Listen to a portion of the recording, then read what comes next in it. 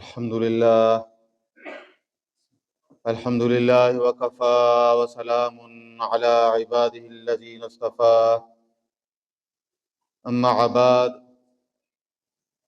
فأعوذ بالله من الشيطان الرجيم بسم الله الرحمن الرحيم يا أيها الذين آمنوا كتب عليكم الصيام كما كتب على الذين من قبلكم لعلكم تتقون أما بعد والله أعلم بأسرار كتابه فقال النبي صلى الله عليه وسلم بلغوا عني ولو آية رواہ البخاری۔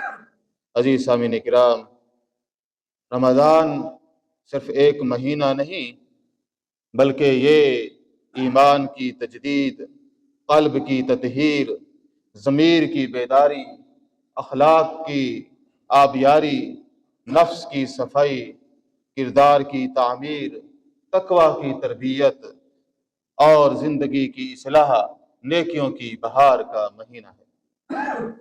یہ رحمتوں کا مہینہ ہے، یہ برکتوں کا مہینہ ہے، یہ مغفرتوں کا مہینہ ہے، یہ عطاؤں کا مہینہ ہے، یہ بخششوں کا مہینہ ہے۔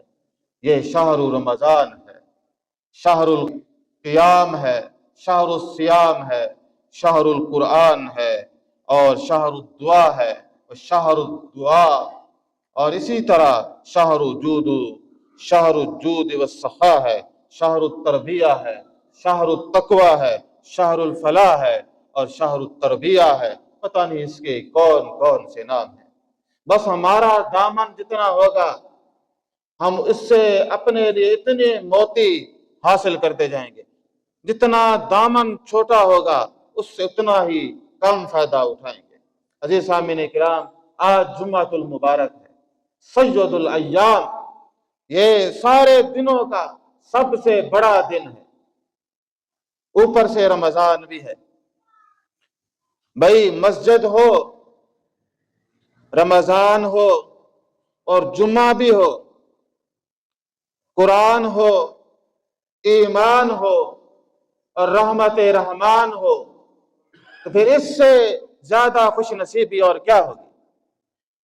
یہ سارا کچھ ہے، لیکن یہ جو جمعہ کا وقت ہوتا ہے سب سے مقدس وقت ہے، اوپر سے مہینہ بھی محترم ہے، عبادتیں بھی دو دو تین تین میں شامل ہیں، میں روزے کے ساتھ بھی ہیں، روزے کا الگ ثواب، بولنے کا الگ ثواب، سننے کا الگ ثواب، یہ نہیں ہے؟ تو ایک وقت میں کئی ثواب لکھے جا رہے ہیں۔ عزیز سامعین کرام، نیت گندی ہو، نیت صاف نہ ہو، ہدایت کی ضرورت ہی نہ ہو، ہدایت کی تڑپ ہی نہ ہو، تو اس آدمی جس کو نہ اللہ سے کوئی لینا دینا، نہ اس کے فرمان سے لینے دینا، نہ اس کے قرآن سے لینا دینا، کسی چیز سے لینا دینا نہ ہو، تو ایسے آدمی کو رمضان سے فائدہ اٹھا سکتا ہے؟ ہرگز نہیں۔ عزیز سامعین کرام، یہ سعادت ہے ہماری کہ آج ہم اللہ تبارک و تعالیٰ نے ایک اور موقع دیا کہ ہم رمضان جیسے اس مقدس ماہ میں بیٹھے ہیں۔ یہ کوئی چھوٹی بات نہیں۔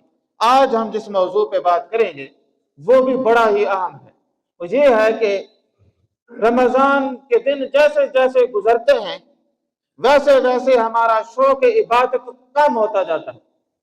جس طرح خزاں میں درختوں کے پتے جھڑتے ہیں، اسی طرح مسجدوں میں نمازی ختم ہونا شروع ہو جاتے ہیں۔ آخر کیا وجہ ہے کہ وہ ہم اس ذوق کو ہم قائم نہیں رکھ سکتے، اس سعادت کی حفاظت نہیں کر سکتے؟ یہ جو اللہ تعالیٰ اپنی رحمتوں کے دروازے کھولتے ہیں رمضان میں، کون ہوتا ہے دستک دینے والا؟ اللہ تعالیٰ خود ہی کھول دیتے ہیں۔ جو آدمی مسجد کا منہ نہ دیکھتا تھا اس کے بھی قدم اٹھتے نہیں اٹھائے جاتے ہیں، وہ بھی دوڑا چلاتا ہے، اللہ تعالیٰ اس کے لیے بھی نیکیاں آسان کر دیتے ہیں۔ لیکن پہلے روزے پہ اور تماشا، دوسرے پہ اور، تیسرے پہ اور، چوتھے پہ اور، جیسے جیسے وقت گزرتا جائے گا ویسے ویسے شوق عبادت ختم ہوتا جائے گا، ویسے ویسے رمضان کا وہ قیمتی لمحات کی قدر بے قدری میں شمار ہوتی جائے گی، اور وہ جو اللہ نے اپنی رحمت سے ایمان کی شرم عطا کی تھی وہ ایسے ایسے اس کے پردے اترتے جائیں گے، پھر وہی بے حیا ہو جائے گا، نہ اسے کوئی خدا کا خوف ہوگا۔ سب سے بڑا بے حیا وہی ہے جس کے اللہ کا کوئی خوف نہیں۔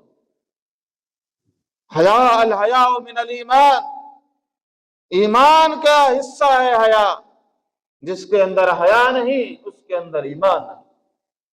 تو کیا وجہ ہے کہ ہم تسلسل سے عبادت نہیں کر سکتے، اکتاہٹ ہوتی ہے، بور ہو جاتے ہیں، دل اچاٹ ہو جاتا ہے۔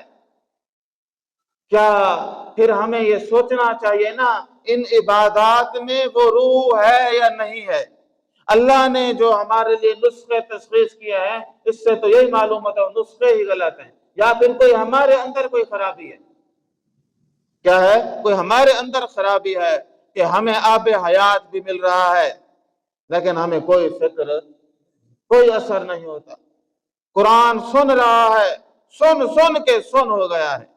یہ وہی قرآن ہے، لو انزلنا هذا القرآن على جبل، پہاڑوں پہ، پہاڑ کتنا، زمین کا سب سے سخت جگہ کون سی ہوتی ہے؟ پورا وہ پہاڑ ہوتے ہیں جس سے لوہا بھی نکلتا ہے، چیزیں بھی نکلتی ہیں۔ تو فرمایا کہ جس کے اوپر ہم نے وہ چاگی میں ایٹم بم کا دھماکہ کیا تھا وہ اس کو بھی پی گیا تھا۔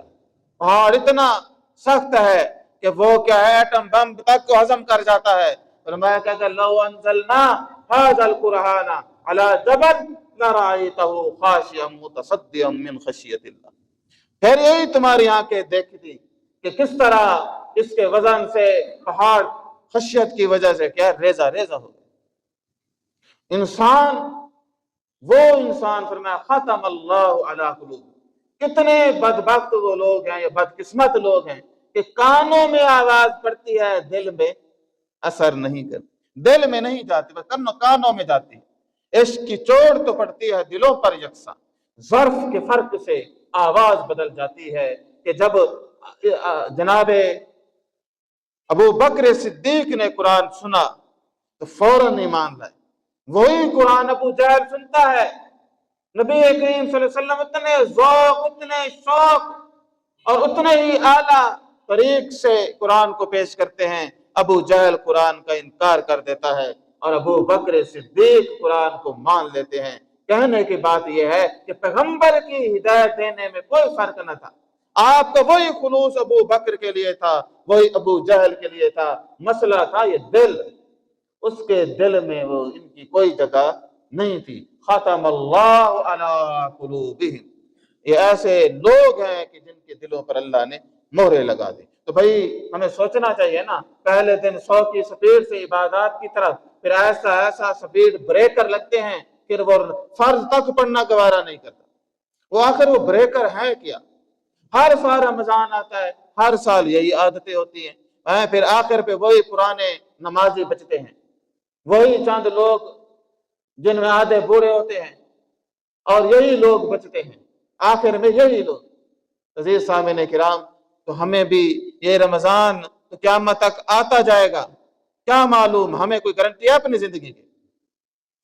تو بھائی یہ جو مسلمانوں کی موجودہ دور میں بے حسی ہے نا، یہ بھی بعض اوقات بہت زیادہ ڈراتی ہے کہ کہیں بڑے کسی عذاب کا شکار نہ ہو جائے، کہ جو قرآن مجید، ہدایت، اللہ تعالیٰ کے دین کی دھجیاں اڑاتے ہیں، بغاوتیں کرتے ہیں، کہ اللہ تبارک و تعالیٰ کسی وقت پکڑ نہ لے اور پھر یہ نہ ہو کہ پھر جو اپنے انجام کو پہنچ جائیں۔ تو فرمایا کہ یہ کس طرح، کیوں تسلسل ٹوٹ جاتے ہیں، کیوں انسان جو ہے عبادت کی طرف تو آتا ہے دل اکتا جاتا ہے۔ جس آدمی کا نماز سے دل اکتا ہے، معذرہ سے، اس کے اندر ایمان ہے؟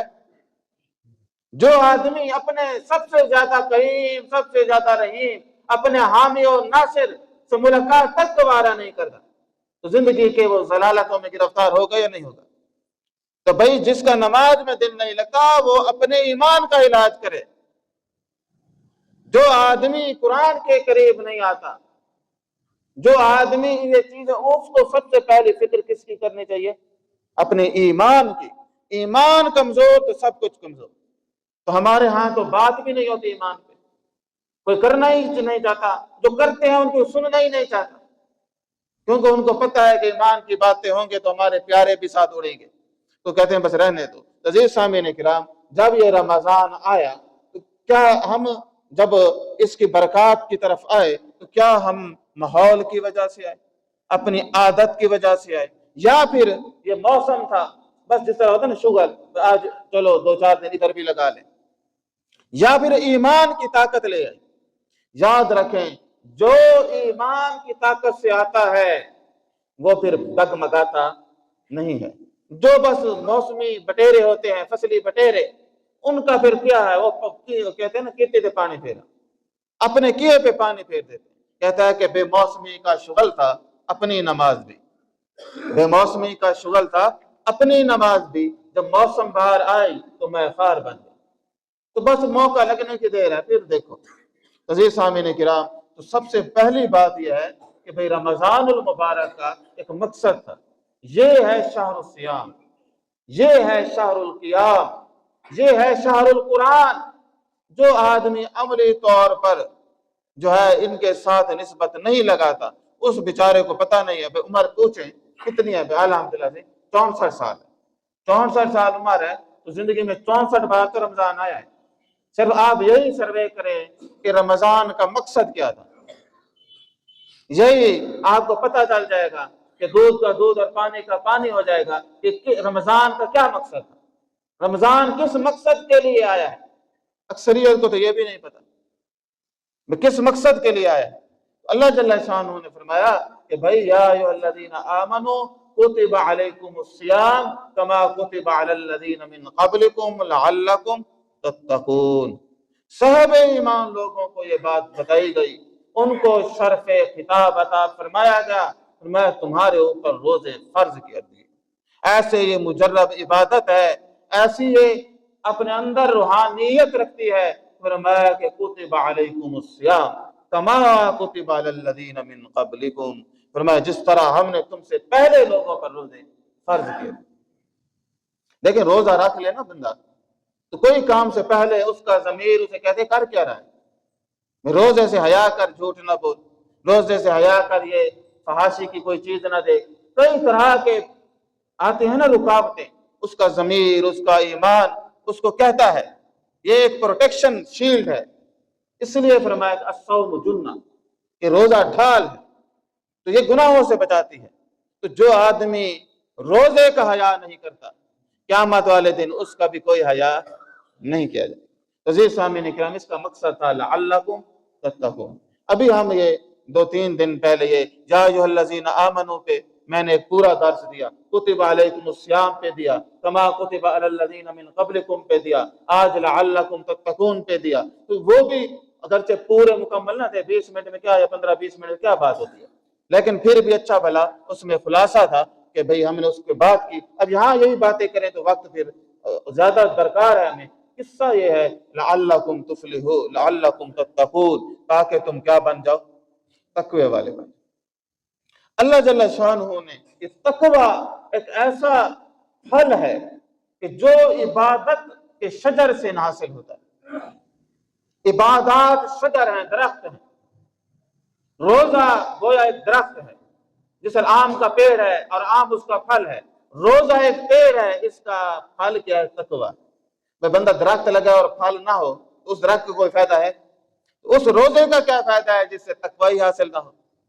اللہ تبارک و تعالیٰ نے فرمایا روزے فرض تھے لعلکم تتقون، لن ینال اللہ لحومها ولا دماؤها ولکن ینالہ التقوی منکم۔ قربانی مالی عبادت ہے، روزہ جسمانی عبادت ہے۔ فرمایا کہ چاہے جسمانی عبادت ہو یا مالی عبادت ہو، فرمایا دیکھنا ہم یہ چاہتے ہیں کہ تم میں سے صاحب تقوی کون۔ عزیز سامعین کرام، قرآن مجید کو ہم پڑھتے جائیں گے تو یہ باتیں بارہا دفعہ آتی جائیں گی۔ تو فرمایا کہ یہ کوئی بھوک کا مہینہ نہیں، یہ تربیت کا مہینہ ہے، یہ تقوی کا مہینہ ہے، یہ انسان جو نفس کو خدا بنا کے بیٹھا ہے اس کو قید کرنے کا، اس کو جو ہے اس کی تربیت کرنے کا مہینہ ہے۔ انسان نفس کا غلام نہیں، میرا جسم میری مرضی والا فعل نہیں، ہم اللہ کے عبد ہیں، جسم بھی اسی کا ہے، زندگی بھی اسی نے دی، اور ہم نے زندگی کو گزارنا بھی اسی کے حکم کے مطابق ہے، لیکن اس کے جو احکامات ہیں ان کا نفع بھی ہمیں ہے۔ بھائی برائی کرنے سے انسان کی عزت بڑھتی ہے، کم ہوتی ہے؟ کم ہوگی نا، اچھائی کرنے سے اچھی ہوتی ہے۔ اعلیٰ اخلاق، بہترین اقدار، والدین کی خدمت، حلال کھانا، یہ انسان کو دنیا میں بھی باوقار بنا دیتے ہیں، دنیا میں بھی اللہ تبارک و تعالیٰ اس کو ترقی عطا فرماتے ہیں۔ اللہ جل شانہ نے یہ بات اتنی وضاحت سے فرمایا کہ اس کے فائدے یہ ہیں کہ وَلَوْ أَنَّ أَهْلَ الْقُرَىٰ آمَنُوا وَاتَّقَوْا، اگر یہ بستیوں والے جو ہیں یہ اگر ایمان لاتے اور تقوی اختیار کرتے، لَفَتَحْنَا عَلَيْهِمْ بَرَكَاتٍ مِّنَ السَّمَاءِ وَالْأَرْضِ، فرمایا کہ ہم پھر اس پر کیا کرتے، ان پر آسمانوں سے ان کے لیے کیا کرتے، ہم یہ اپنی رحمتوں کے دروازے کھول دیتے۔ تو اللہ جل شانہ کا یہ ایک طریق ہے کہ جو وہ ذات باری تعالیٰ ہمارے ساتھ یہ معاملہ کرتی ہے۔ عزیز سامعین کرام، اس کے بے شمار جو ہیں فائدے ہیں جو اللہ جل شانہ نے ہمیں بیان فرمائے ہیں۔ تو عزیز سامعین کرام، سب سے پہلی بات یہ ہے کہ جب تک ایمان کی مضبوطی نہ ہو، روزہ اور رمضان سے فائدہ حاصل نہیں کیا جا سکتا۔ اور اس لیے اللہ تبارک و تعالیٰ نے فرمایا کہ روزے کا حکم بھی کس کو ہے؟ صاحب ایمان لوگوں کا ہے، تقوی والے لوگوں کو ہے۔ عزیز سامعین کرام، تو سب سے پہلی بات یہ ہے کہ ہم نے کیا کرنا ہے، اپنے ایمان کو مضبوط کرنا ہے۔ اب پہلے تو کتنی بدقسمتی ہے، ایک آدمی 50-60 سال کا ہے، ابھی تک اسے پتہ نہیں چلا میرا رازق کون ہے، میرا مالک کون ہے، میں کھاتا کس کا ہوں۔ حالانکہ پہلی آیت میں بتا دیا گیا الحمدللہ رب العالمین، اس پوری عالمین کو کون پروردگاری کر رہا ہے؟ اللہ تبارک و تعالیٰ۔ عزیز سامعین کرام، پھر بھی وہ کیا کرے، اس سے دور رہے تو کیا بدقسمتی ہے ہماری۔ عزیز سامعین کرام، پہلے نمبر پر ایمان پر محنت کریں۔ ایمان کے بغیر ساری عبادتیں بہرو ہوں گی، زیادہ تو زیادہ آپ پر ڈیٹ بن کے کرتے رہیں گے، لیکن ثمرہ کوئی حاصل نہیں ہونا جب تک اس کو ایمان کے تقاضوں کے مطابق ادا نہ کیا جائے۔ عزیز سامعین کرام، اب میں اپنا تجزیہ کروں، آپ اپنا تجزیہ کریں اور اللہ تعالیٰ کو حاضر ناظر جان کر کہیں ہم نے کتنا کچھ ضائع کر دیا۔ نبی کریم صلی اللہ علیہ وسلم نے فرمایا راغم انف رجل ادرک رمضان ثم انسلخ قبل ان یغفر له، فرمایا کہ اس آدمی کی ناک خاک آلود جو رمضان پائے اور رمضان گزر جائے اور وہ اپنی مغفرت نہ کرا سکے، اس سے بڑا کوئی بدقسمت ہے کہ جس کی زندگی میں رمضان آئے اور رمضان گزر جائے۔ آپ نے فرمایا اس سے زیادہ گھاٹے والا کوئی بندہ ہی نہیں۔ حیف ہے اس آدمی پر کہ جس کی زندگی میں کیا ہے، رمضان آئے۔ تو ہم پہ کتنا حیف ہو کہ ہماری ہر سال زندگی میں آتا ہے، کسی کے 50 سال آیا ہے، کسی کے 60 سال آیا ہے، ابھی تک اسے دین کی اساس کبھی نہیں پتہ، اسے یہ رب کی پہچان نہیں، پلے نہ ایمان ہے نہ عبادات ہیں، کچھ بھی نہیں، رسمیں ہیں، بس وہ ان کا بوجھ اٹھا کے پھر رہا ہے۔ عزیز سامعین کرام، ہمیں اس کو دیکھنا ہے کہ بھائی میں نے کیا کرنا ہے، میں نے اس رمضان سے نفع اٹھانا ہے۔ زندگی کا قیمتی ترین اثاثہ وقت ہے، اور اس وقت میں اللہ تعالیٰ کی رحمتوں کے اوقات سب سے زیادہ قیمتی ہے۔ تو فرمایا کہ ہم بھی کوشش کریں نا رمضان سے بھرپور فائدہ اٹھانے کی، یہ موبائلوں پہ بس راتیں گزاریں گے اور خالی گپوں میں، سوشل میڈیا پر یا فضول کاموں میں، تو ان کا کوئی فائدہ نہیں ہونا، بلکہ اپنے وقت کو قیمتی بنائیں، مقصد قیمتی کو حاصل کریں۔ اللہ جل شانہ نے اس طرح فرمایا کہ شہر رمضان الذی انزل فیہ القرآن، جس طرح یہ شہر الصیام ہے، اسی طرح یہ شہر القرآن ہے، اسی طرح یہ شہر القیام ہے، اسی طرح یہ شہر التربیہ ہے، اسی طرح یہ شہر التقوی ہے، اس کے بے شمار نام ہیں۔ تو فرمایا کہ یہ رمضان کا مہینہ ہے کہ جس کے اندر کیا نازل ہوا، قرآن کا نزول ہوا۔ کاش ہمیں قرآن کی قدر ہو جائے۔ قرآن اتنی بڑی رحمت ہے، آپ صلی اللہ علیہ وسلم نے فرمایا یہ رحمت عظمیٰ ہے، ساری نعمتوں سے بڑی نعمت ہے، کیونکہ اس نعمت کے ذریعے سے جنت حاصل ہوگی، اس سے جو ایمان حاصل ہوگا وہ جنت میں لے جائے گا، اس سے جو عمل ہے وہ جنت کی طرف تیز سفر ہے۔ قرآن کی قدر کیجئے، قرآن شہر القرآن ہے۔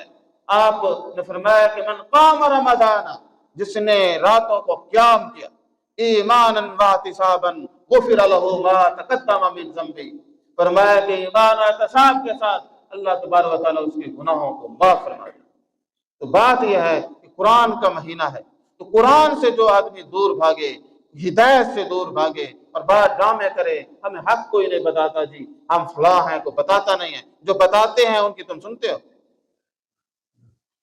یہ سارے ڈرامے ہیں، یہ سب کہانیاں ہیں، یہ دنیا میں دھوکہ ہے، اللہ تعالیٰ کو یہ دھوکہ دے نہیں سکتا۔ تو فرمایا کہ شہر رمضان الذی تو انزل فیہ القرآن، تو قرآن مجید کے نزول کی وجہ سے اس جو ہے اللہ تبارک و تعالیٰ نے اس میں روزے فرض کیے اور بتایا کہ بھائی یہ کیا ہے، ھدی للناس وبینات من الہدی والفرقان۔ تو یہ سارے عنوان ہیں جن پہ ہم نے 12 دفعہ باتیں کی ہیں، پوری بیان اور تقاریر کی ہیں۔ قصہ مختصر یہ ہے، قرآن کی جس نے عزت نہ کی اس کی نہ دنیا میں کوئی عزت ہے نہ آخرت میں۔ پھر وہ روئے پیٹے گا اور ادھر گرے گا ادھر گرے گا۔ اللہ تبارک و تعالیٰ کا سب سے بڑا تعارف، سب سے خالص تعارف قرآن میں، ہر صفحے پہ قرآن میں تعارف ہے، لیکن بدقسمتی دیکھیے اسے اللہ کا بھی نہیں پتا، اسے اللہ کی معرفت کا بھی نہیں پتا۔ تو جب معاملہ یہ ہو، اور دوسرا یہ ہے کہ جس طرح رمضان جو ہے اس سے انسان تقوی حاصل کرتا ہے، لعلکم تتقون، اسی طرح قرآن کے بارے میں بھی اللہ نے فرمایا قرآنا عربیا غیر ذی عوج لعلہم یتقون، فرمایا یہ جو قرآن عربی ہے، قرآن فصیح ہے، یہ جو قرآن فصاحت کا سمندر ہے، فرمایا اس قرآن کے اندر کوئی کجی نہیں، کوئی کمی نہیں، کوئی عیب نہیں، اس لیے ہم نے اس کو ایسا تمہارے لیے پیش کیا ہے لعلکم یتقون، لعلہم یتقون، تاکہ یہ لوگ کیا کریں، تقوی حاصل کریں۔ اب روزہ بھی سورس بنا، ذریعہ بنا تقوی کا، مال خرچ کرنا بھی ذریعہ بنا تقوی کا، قرآن پڑھنا بھی ذریعہ بنا تقوی کا، اتنے ذرائع بنے پھر بھی اسے کوئی خوف خدا نہ ہو، تو ایسے بندے پہ حیف ہے اور کیا ہے۔ تو اس کے اندر غیرت ایمانی نہیں، وہ جذبہ ایمانی نہیں، وہ ایمان ہے ہی نہیں۔ جو آدمی اپنے ایمان کی قدر نہ کرے اس کی کیا ہے مجال، کیا حیثیت ہے۔ عزیز سامعین کرام، یہ رمضان جو ہے یہ دل کو نرم کرتا ہے اور قرآن دل کو بدلتا ہے۔ رمضان دل کو نرم کرتا ہے، قرآن دلوں کو بدلنے کے لیے ہے، اور رمضان جو ہے یہ انسان کو سیدھا کرتا ہے اور قرآن اس کو سیدھی راہ پہ دوڑاتا ہے۔ کتنے مواقع ہیں نیکی کے، صبح اٹھتے ہی نیکی کا موقع، پہلی سوچ، پہلا جملہ الحمدللہ، پہلا جیسے آنکھ کھلے تو کیا کہنا چاہیے، الحمدللہ، پہلی سوچ اور پہلا لفظ۔ پھر اپنی حاجت سے پاک ہو کر سحری بھی عبادت بھی ہے، برکت بھی ہے، رزق حلال سے ہو، ورنہ پھر کیا ہے، اس روزے میں کیا جان ہوگی جو حرام سے رکھا جائے، اس میں کیا ہوگا، بھوکا مرنا ہوگا اور پیاسا رہنا ہوگا، کیا ہوگا۔ تو سحری سے لے کر پھر روزہ، اتنی طویل عبادت، اگر اس کو اس کے تقاضوں کے مطابق پورا کرے۔ آپ نے فرمایا من لم یدع قول الزور والعمل به فلیس للہ حاجۃ فی ان یدع طعامہ وشرابہ، اور بھائی فرمایا کہ جو آدمی جھوٹ سے باز نہ آئے اور اس پر برائی پر عمل کرنے سے باز نہ آئے، فلیس للہ حاجۃ، اللہ تبارک و تعالیٰ کو ایسے بندے کی کوئی حاجت، اس کے روزے کی کوئی حاجت نہیں، وہ چاہے وہ بھوکا پیاسا رہے، اس کو کیا حاجت۔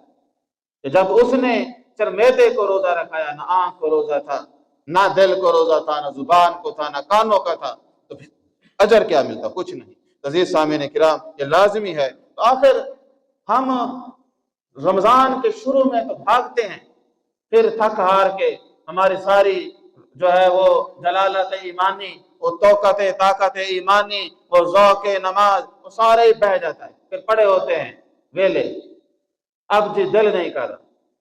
تو فرمایا کہ یہ کیوں نہیں کر رہا، بھئی اپنے رب سے ملاقات کا بھی دل نہیں کر رہا، اس کی اطاعت کا بھی دل نہیں کر رہا، تو دل کس کی کرے، کہتا بس کوئی تفریح ہو، اس پہ تو پھر راتیں بیت جاتی ہیں۔ تو فرمایا کہ شیطان پھر وسوسے ڈالتا ہے، وہ وسوسے کس طرح کے ہوتے ہیں، اور آج کل تو انسان خود بھی آپ ایکسپرٹ ہے، کہتے ہیں کہ وہ یہ نہیں کہتا کہ نماز چھوڑ دو، وہ یہ کہتا ہے آج رہنے دو، تھک گئے رہنے دو ذرا، پہلے تو اتنی پڑھ لی ہیں۔ اسی طرح وہ یہ نہیں کہتا کہ قرآن بند کر دو، کہتا ہے کل چلو دگنا پڑھ لیں گے، آج ذرا آرام کر لیتے ہیں۔ وہ یہ نہیں کہتا کہ نماز تراویح چھوڑ دو، وہ یہ کہتا ہے کہ طبیعت آج ٹھیک نہیں، پھر کر لیں گے۔ تو پھر کرتا اپنے اوپر اتنا بوجھ رکھ لیتا ہے کہ اس بوجھ کو اٹھا نہیں سکتا۔ تو عزیز سامعین کرام، تو بھائی انسان کو ایک حدود بنانی چاہیے کہ ان کے بغیر وہ اس کا ایمان بھی نامکمل ہے، اس کا مومن ہونا بھی نامکمل، اس کے اوپر کوئی جو ہے نا وہ اونچ نیچ نہیں کرے گا، کوئی کمپرومائز نہیں۔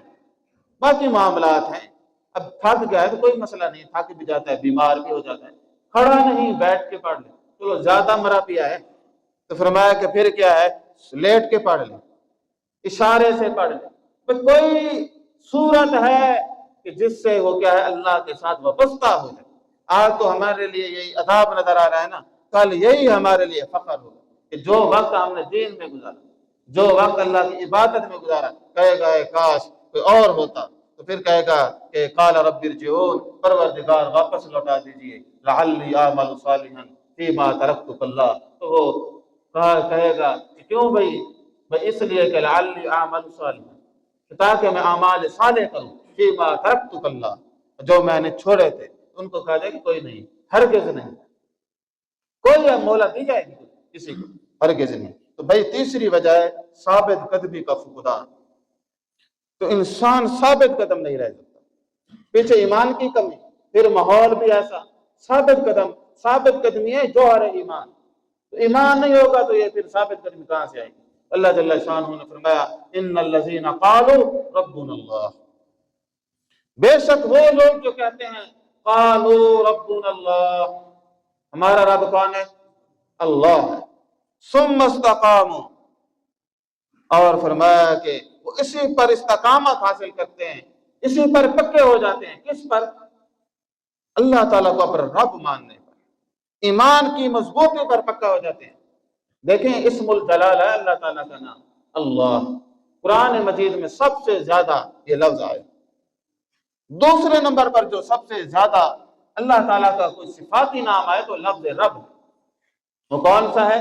لفظ رب ہے، 978 بار آئے قرآن مجید میں، اتنی بار یہ لفظ آیا، ہر پیغمبر کی دعا میں کھڑا ہے، ہر جگہ یہ آپ کو لفظ نظر آئے گا، تو کم از کم اسی کی معرفت حاصل کر لیتا کہ پروردگار ہے کون، پالن ہار ہے کون۔ جو فرمایا کہ جو یہ کہتا ہے ان الذین قالوا ربنا اللہ، جو آدمی اللہ تعالیٰ کو اپنا پروردگار مان لیتا ہے، وہ یہ مان لیتا ہے کہ وجود بھی اللہ نے دیا ہے اور پروردگاری پالے گا بھی کون؟ اللہ پالے گا، تو پھر وہ حرام کے قریب جائے گا؟ یا حرام کھانے والے اللہ کو اپنا رب مان رہا ہے، تو جب حرام نہیں کھائے گا تو دوسروں کا حق بھی ہرگز نہیں کھائے گا۔ تو فرمایا قالوا ربنا اللہ، اسی ایک بات پہ فرمایا کہ اگر یہ کیفیت پیدا ہو جائے تو فرمایا کہ ثم استقاموا، پھر اس نے استقامت اختیار کی، تتنزل علیہم الملائکہ، ایسا خوش نصیب آدمی ہے کہ جس پر فرشتے اترتے ہیں۔ کس کیا اترتے ہیں؟ فرشتے اترتے ہیں، کس پر؟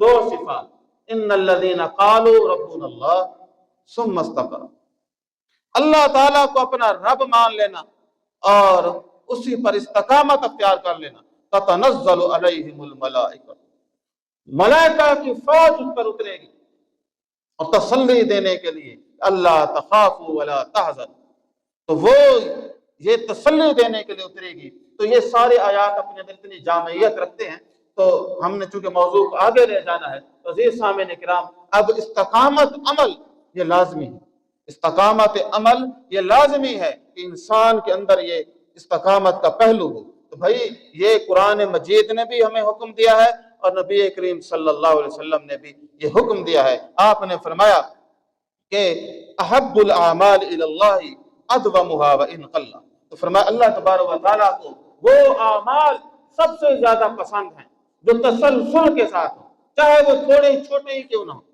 کسی بھی عمل کو تسلسل کے ساتھ کرنا اور اس عمل پر قابو رہنا، یہ خالی یہ نہیں ہے کہ رمضان کی ابتدائی 5-10 دن زور عبادت ہے۔ اللہ نے ایک ہی بتائی بات، وہ تھا وَاعْبُدْ رَبَّكَ حَتَّى يَأْتِيَكَ الْيَقِينُ، کہ اللہ تعالیٰ کی عبادت کرتے رہیں. کب تک؟ موت کے کنارے تک. تو موت کے کنارے تک عبادت لے جانی ہے. 10 روزے تک عبادت نہیں لے جانی, رمضان تک نہیں لے جانی. اس کے بعد پھر تو کون اور میں کون والی بات بس ختم جی. اب تو بھئی موسم بہار آئی تو میں خار بن گئے. بے موسمی کا شغل تھا اپنی نماز بھی, جب موسم بہار آئی تو میں خار بن گئے. عزیز سامعین کرام, یہ ہرگز نہیں. فرمایا کہ کوئی عمل ہو کوشش کرو کہاں تک لے جاؤ؟ موت کے کنارے تک.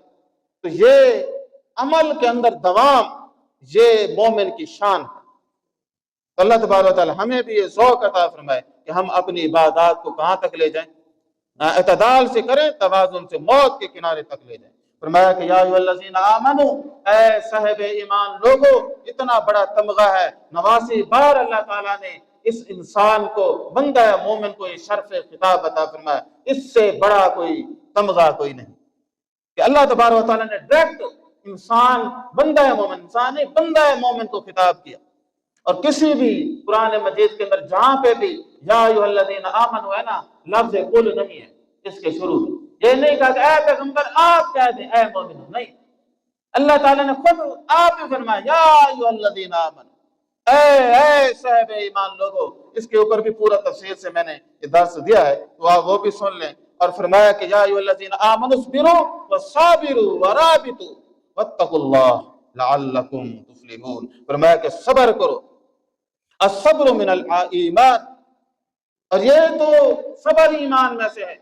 اور فرمایا واستعینوا بالصبر والصلاۃ, اس صبر و صلاۃ کے ساتھ اللہ سے مدد مانگنی ہے. وانھا لکبیرۃ الا علی الخاشعین, یہ کوئی چھوٹی موٹی بات نہیں, یہ بڑا عمل ہے. اور اللہ تعالیٰ نے یہ وعدہ کیا ان اللہ مع الصابرین, اللہ تبارک و تعالیٰ کن کے ساتھ ہیں؟ صابرین کے ساتھ ہیں. تو بھئی یہ جو انسان رمضان میں 100 کی سپیڈ سے آتا ہے اور پھر جو خزاں کے پتوں کی طرح جھڑنا شروع ہو جاتے ہیں, وجہ کیا ہے؟ ضعف ایمانی. وجہ کیا ہے؟ قرآن سے دوری. کیوں؟ قرآن مجید روح ہے. اللہ تبارک و تعالیٰ نے فرمایا کہ ایمان ہے نا, ایک پارے کی مانند ہے. فرمایا کہ انما المؤمنون اذا ذکر اللہ وجلت قلوبہم واذا تلیت علیہم آیاتہ زادتہم ایمانا. یہ پیٹرول ہے جو مومن کے جو ہے اس کو گرنے نہیں دیتا. وہ کیا ہے؟ فرمایا کہ مومن وہ ہیں کہ انما المؤمنون اذا ذکر اللہ وجلت قلوبہم. مومن کی شان اور صفت یہ ہے کہ جب اللہ کا نام لیا جائے تو وجلت قلوبہم, اس کے اندر خشیت پیدا ہو جاتی ہے. اور جب ہم اذان کی آواز سنتے ہیں تو بخار ہو جاتا ہے کہ کہاں پڑ گئی کانوں میں آواز. تو نماز کے وقت مسجد کے راستے سے نہیں گزرتے, کوئی کہہ نہ دے کہ بھئی نماز پڑھ لو. تو بھئی یہ دونوں ایک جیسے ہیں؟ نہیں. مومن کیونکہ یہ محبت کا مسئلہ ہے. تو فرمایا کہ والذین آمنوا اشد حبا للہ, اللہ تعالیٰ سے شدید ترین محبت کرتا ہے. کسی اور بات کے بارے میں شدید نہیں فرمایا. والذین آمنوا اشد حبا للہ. اور فرمایا کہ جب تو ہمارے راستے پہ چلے گا کہ واللہ یحب المحسنین, پھر اللہ تبارک و تعالیٰ بھی ایسے لوگوں سے محبت فرماتے ہیں. عزیز سامعین کرام, تو اب ہم نے یہ خود دیکھنا ہے ان معاملات کو کہ بھئی میں قرآن سے وابستہ رہوں. جب تک صحیح عقیدہ نہیں ہوگا اور قرآن مجید کے ساتھ تعلق نہیں ہوگا تو یہ پھر عبادت بے مزہ رہے گی. زیادہ زور دیں گے تو کوئی پھر مثال اس کی روح, بغیر روح کے عبادت کیا مزہ دیتی ہے؟ تو دیتے ہیں مزہ. انما المؤمنون اذا ذکر اللہ وجلت قلوبہم واذا تلیت علیہم آیاتہ, جب ان کو اللہ تعالیٰ کی آیات پڑھ کر سنائی جاتی ہیں زادتہم ایمانا, ان کا کیا بن جاتا ہے؟ ایمان. ایمان بڑھ جاتا ہے. جس آدمی کا ایمان بڑھتا رہے وہ نیکیوں سے کے قریب رہے گا یا دور بھاگ جائے گا؟ تو بھئی وہ تو نیکیوں کے قریب رہے گا. اگر آپ رمضان سے بھرپور فائدہ اٹھانا چاہتے ہیں تو پھر آپ کو کس کے ساتھ رابطہ کرنا پڑے گا؟ قرآن کے ساتھ. قرآن پڑھنا پڑے گا, قرآن سننا پڑے گا, قرآن کے ساتھ وابستہ ہونا پڑے گا. اور فرمایا ان ھذا القرآن یہدی للتی ہی اقوم. فرمایا کہ یہ جو قرآن ہے نا, ان ھذا القرآن, اس میں اشارہ قریب ہے. فرمایا یہ جو قرآن ہے یہ کوئی چھوٹی موٹی سعادت نہیں. فرمایا یہ یہدی للتی ہی اقوم, سب سے زیادہ ایکوریٹ, سب سے زیادہ واضح ہدایت قرآن دیتا ہے. اور آج کوئی آدمی بہکا پھرے, وہ پتہ نہیں مولوی صاحب دین نہیں سناتے, فلاں نہیں, ہم تو ایسے پھر رہے ہیں. اور بھائی اللہ کا قرآن یہ ہدایت ہے, یہی ہدی للمتقین ہے, یہی ہدی للناس ہے, جب تم قرآن کا آب حیات نہیں پیو گے اس وقت تک تمہارا کیا فائدہ ہوگا؟ اس لیے اللہ تبارک و تعالیٰ نے فرمایا وَذَكِّرْ بِهِ أَن تُبْصَرَ نَفْسٌ بِمَا كَسَبَتْ، فرمایا کہ ان کو آپ نصیحت کرتے رہیں، یہ نہ ہو کہ اپنے اعمالوں کی وجہ سے کدھر چلے جائیں، جہنم۔ فَذَكِّرْ بِالْقُرْآنِ مَن يَخَافُ وَعِيدِ، آپ اس قرآن کے ذریعے لوگوں کو نصیحت کرتے رہیں، ان لوگوں کے اوپر نصیحت اثر کرے گی من یخاف وعید، جو وعید سے ڈرتے ہیں۔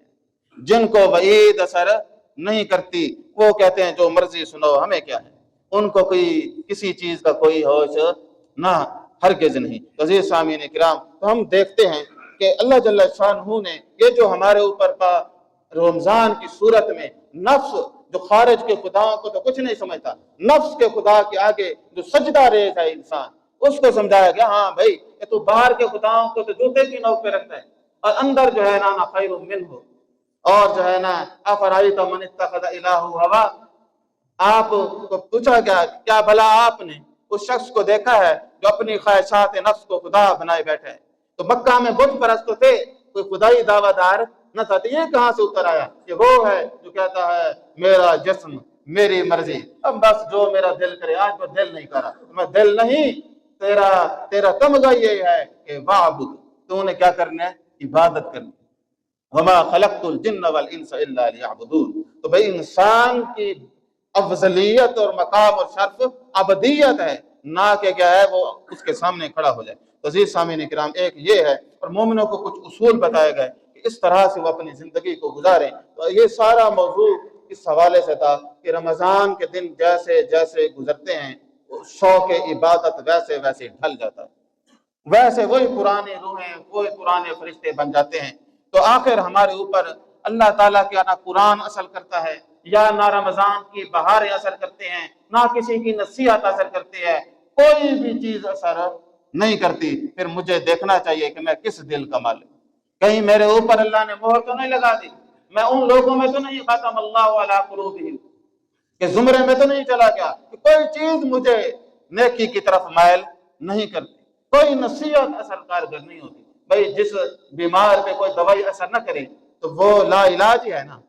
پھر انسان کو چاہیے کہ اپنی لا علاج بیماری کو جب اسے پتہ چل گیا ہے تو وہ کیا کرے، پھر توبہ و استغفار کے ذریعے سے اور عاجزی اور انکساری کے ذریعے سے، ترک گناہ کے ذریعے سے اپنے آپ کو دوبارہ اللہ تعالیٰ کے حضور پیش کرے، ایک نئے عہد کے ساتھ، ایک نئی مہلت کے ساتھ، پروردگار جو ہو گیا سو ہو گیا، اور میں اس پہ نادم بھی ہوں، اور آئندہ میرے وجود سے وہ سوکھتے ہیں، وہ معاملات نہیں ہوں گے، تو مجھے قبول فرما اور مجھے توفیق عطا فرما کہ میں تیری راہ پہ پورے خلوص کے ساتھ چل سکوں۔ عزیز سامعین کرام، دنیا کے اندر تبدیلی کوئی ایسا نہیں کر سکتی جب تک دل کے اندر تبدیلی کا جذبہ موجود نہ ہو۔ آپ ہزاروں باتیں سن لیں، لاکھوں باتیں سن لیں، کوئی اثر نہیں ہوگا، ادھر سے سنیں گے ادھر سے نکالیں گے، بس یہی کوئی کہتا ہے جو فلاں آدمی اچھا بیان کرتا ہے، فلاں آدمی سو بیان کرتا ہے، فلاں کی باتیں یہ ہیں، فلاں کی ڈنگاہ ہیں، اور بس بھئی اصل تو بات ہے ہدایت حاصل کرنا نا۔ تو جب تک ہدایت حاصل نہ ہو باقی ساری چیزیں غیر ضروری غیر ضروری معاملات ہیں۔ عزیز سامعین کرام، ہم بھی دیکھیں کہ ہم نے اس معاملے میں جو ہے اپنے ساتھ کیا معاملہ کیا ہے۔ رمضان کا اللہ تبارک و تعالیٰ نے 23ویں رکوع میں پورا تعارف احکام بیان کیے، اس میں ایک آیت بیان کی وَإِذَا سَأَلَكَ عِبَادِي عَنِّي فَإِنِّي قَرِيبٌ أُجِيبُ دَعْوَةَ الدَّاعِ إِذَا دَعَانِ۔ اس ذات باری تعالیٰ نے احکامات صوم میں ایک آیت جو عقیدہ کے ساتھ اور ایک خاص عمل کے ساتھ، عمل دعا کے ساتھ تعلق رکھتے اس کو بیان کیا ہے۔ تو انشاءاللہ میں اس کے اوپر ایک الگ سے بیان کروں گا۔ تو بھائی یہ یاد رکھیں کہ انسان جب تک اپنے رب سے رابطہ مضبوط نہ کرے، تعلق مضبوط نہ کرے، رشتہ مضبوط نہ کرے، تو پھر کسی نیکی کے اندر مزہ نہیں ہوگا، کوئی نیکی اپنے جو ہے قبولیت کے شرف کو پورا نہ کر سکے گی۔ عزیز سامعین کرام، تو بہرحال یہ بیان بھی جو ہے اپنی جگہ طویل تھا اور یہ نامکمل بھی ہے، تو ہر آدمی اس بات کو تو سیریس لے کہ آخر کیا وجہ ہے کہ رمضان جیسی سعادت سے میں نفع نہیں اٹھا سکتا، جبکہ آپ صلی اللہ علیہ وسلم نے فرمایا راغم انف رجل، اس آدمی کی آنکھ جو ہے ناک خاک آلود ہو کہ کیا ہے ادرک رمضان ثم انسلخ، کہ جس نے رمضان پایا اور رمضان گزر گیا قبل ان یغفر له، اور جو ہے اس نے اپنی کیا ہے مغفرت نہ کرے۔ رمضان اتنا ایزی وے ہے اپنے آپ کو اللہ تبارک و تعالیٰ سے معاف کروانے کا۔ فرمایا کہ بدقسمت ہے وہ آدمی کہ جس کی زندگی میں رمضان آیا اور اپنے آپ کو وہ کیا ہے معاف نہ کرا سکا۔ اس سے زیادہ بدقسمت وہ آدمی ہے کہ جس کی زندگی میں 50 بار آیا رمضان، لیکن وہ اس قابل نہیں کہ اللہ کے حضور جو ہے موت کے بعد جو ہے منہ دکھانے کے قابل ہو۔ کہتا ہے اندھا ہوا ہوں میں نامہ اعمال دے کر کہ جتنی خاک اڑائی تھی آنکھوں میں پڑ گئی۔ اللہ تبارک و تعالیٰ ہم سب پر اپنی رحمت فرمائے۔ وآخر دعوانا الحمد للہ۔